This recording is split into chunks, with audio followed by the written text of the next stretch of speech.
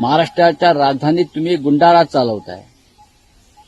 बरं, अशा प्रकारची गाणी निवडणूक काळामध्ये सगळ्यांवरच आलेली आहेत। रिक्षावाला, दाढीवाला, गद्दार, गुवाहाटी, तुम्ही गाणी पहा त्या काळातली, आमच्यावर केली आहेत, त्यांच्यावर केली आहेत, केलेली आहेत ना। मग आता एवढी सुरसुरी का आली काही लोकांना? कशा करता आली? हे गाणं जे आहे त्यात कोणाचा उल्लेख नाहीये, कोणाचं नाव नाही।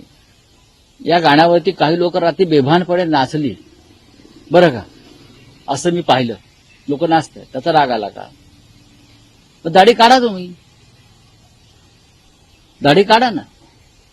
तुम्हाला दाढीच्या विषयी एवढं, स्वतःच्या दाढीविषयी, म्हणजे सगळ्या दाढ्या माझ्याच आहेत, तो ज्या दाढीवाल्यावरती कोणी काय म्हणतंय ते माझ्यावरच बोललं जातंय असं त्यांच्या समर्थकांना वाटत असेल तर त्यांच्या समर्थकांनी दाढ्या सपासट करून टाकाव्यात। काय चाललंय या राज्यामध्ये? महाराष्ट्राच्या गृहमंत्र्यांना गृह खातं चालवणं झेपत नाहीये, हे स्पष्ट दिसतंय। कालच्या घटनेबद्दल मुंबईच्या पोलीस आयुक्तांची बदली व्हायला पाहिजे, ट्रान्सफर व्हायला पाहिजे मुंबईच्या पोलीस आयुक्तांकडून। काय केलं त्यांनी? हा संपूर्ण कट 1.5 तास 2 तास आधी सुजला होता। काय करत होते मुंबईचे पोलीस?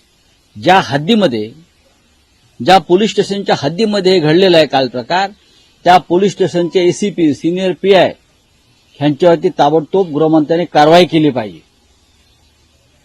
इतका गंभीर प्रकरण आहे।